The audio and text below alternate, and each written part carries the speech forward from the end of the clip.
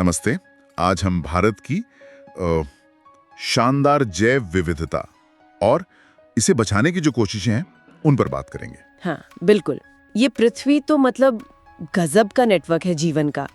छोटे से बैक्टीरिया से लेकर वो बड़े हाथी, व्हेल तक हम करोड़ों जीवों के साथ रह रहे हैं। सही कहा, पूरी पृथ्वी ही भरी पड़ी है। और हम इंसान मतलब इस बड़े सिस्टम का एक छोटा सा हिस्सा ही है। हमारी जो जरूरतें हैं, हवा, पानी, मिट्टी, ये सब प्रकृति से ही मिलता है। और इन्हें बनाते कौन है? पेड़ पौधे, जानवर, माइक्रो ऑर्गेनिजम्स। हाँ, वही इन्हें रिसाइकल करते हैं, दोबारा बनाते हैं। जंगल तो इसमें सबसे अहम है, वो प्राइमरी प्रोड्यूसर है। और भारत का तो क्या कहना, दुनिया की करीब 8% प्रजातियां, मतलब लगभग 16 लाख तरह के जीव यही हैं। बिल्कुल। और ये इतनी घुली मिली है हमारे जिंदगी में कि हम ध्यान ही नहीं देते। हाँ, पर अब पर्यावरण पर दबाव बहुत बढ़ गया है, ऐसा स्रोत बताते हैं। बिल्कुल। और इसीलिए आज हम यही समझने की कोशिश करेंगे कि भारत में जंगल, वन्यजीव, इनकी क्या हालत है, इन्हें बचाने की जरूरत क्यों है और सरकार, लोग क्या कर रहे हैं। ठीक है, तो सबसे पहले यही कि ये बचाना जरूरी क्यों है? मतलब वनों और वन्य जीवन में कमी तो आ रही है। हाँ, और तेजी से आ रही है। देखिए, संरक्षण सिर्फ इसलिए नहीं कि जानवर अच्छे लगते हैं, ये जरूरी है हमारी अपनी इकोलॉजिकल डाइवर्सिटी, मतलब पारिस्थितिकी विविधता बनाए रखने के लिए। अच्छा। हाँ, इसी से तो हमारे जीवन चलाने वाले संसाधन जैसे पानी, हवा, मिट्टी, ये सब बने रहते हैं। और एक और बात, ये जेनेटिक विविधता को भी बचाता है। जेनेटिक विविधता जैसे खेती में हम आज भी कई पुरानी किस्मों पर निर्भर हैं, या फिर मछली पालन को ही देख लीजिए, वो पानी की जैव विविधता पर टिका है। ये विविधता जरूरी है। समझ गया। तो मतलब ये हमारे अपने सर्वाइवल के लिए जरूरी है। बिल्कुल। तो फिर सरकार ने क्या कदम उठाए? स्रोत बताते हैं 1972 में एक बड़ा कानून आया था। हाँ, वो बहुत महत्वपूर्ण था। भारतीय वन्यजीव संरक्षण अधिनियम 1972।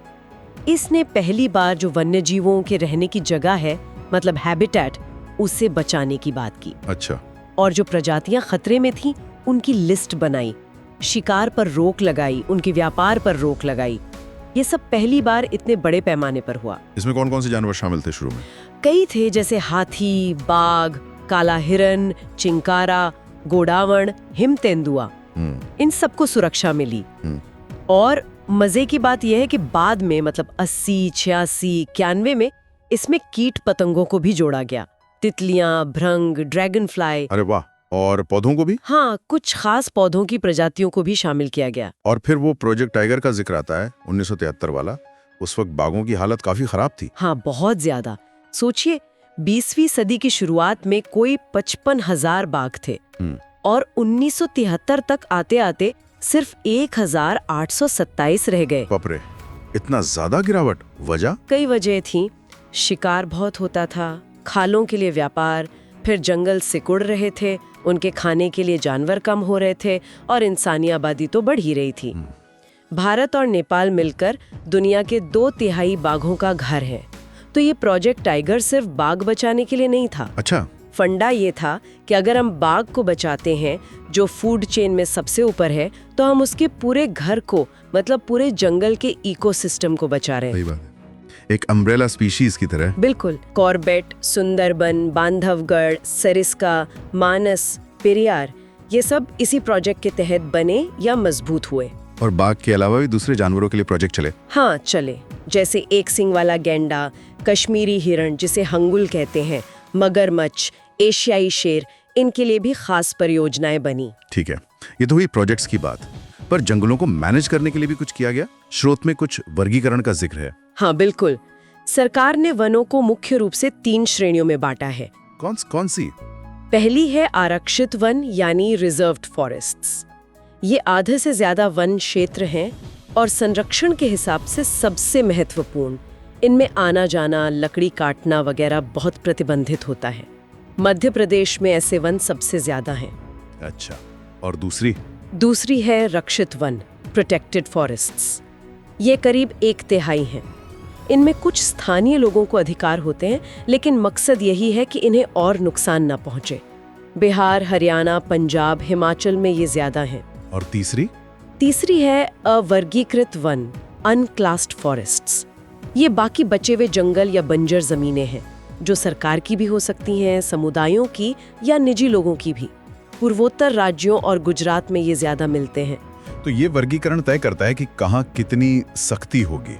हाँ, मोटे तौर पर यही। लेकिन सरकारी कोशिशों के अलावा स्रोत ये भी कहते हैं कि भारत में संरक्षण में आम लोगों, समुदायों का बड़ा हाथ रहा है। बिल्कुल, ये भारत की एक खासियत है। यहाँ वन संरक्षण कोई आज की बात नहीं है।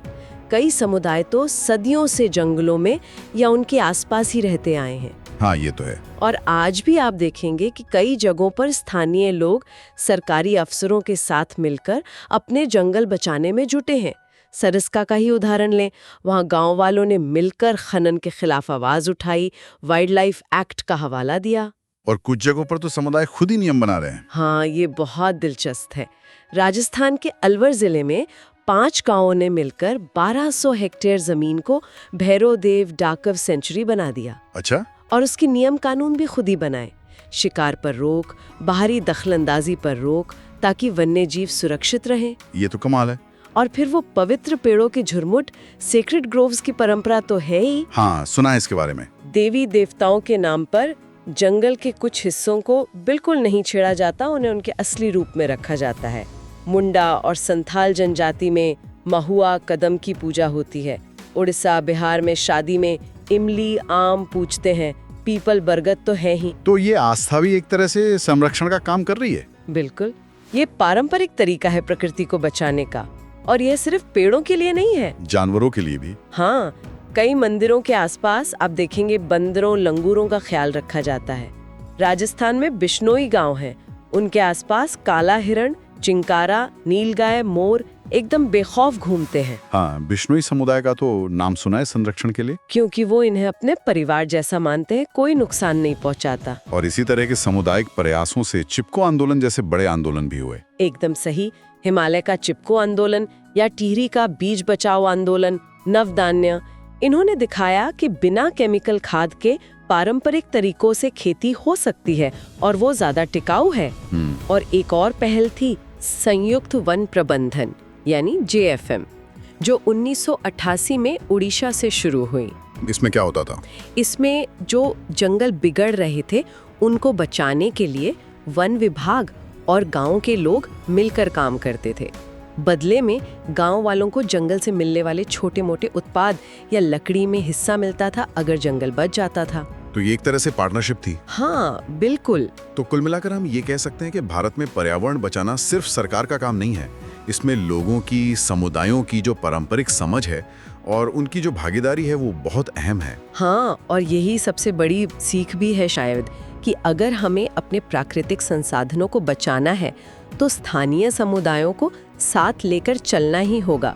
विकास ऐसा हो जो लोगों को ध्यान में रखे, पर्यावरण के लिए अच्छा हो और आर्थिक रूप से भी चले। और ये बात सोचने पर मजबूर करती है कि क्या ये जो प्रकृति को पवित्र मानने की हमारी सदियों पुरानी परंपरा है, जैसे वो सेक्रेड ग्रूव्स में या बिश्नोई समुदाय में दिखती है, क्या ये आज के जमाने में संरक्षण का सबसे मजबूत तरीका हो सकती है?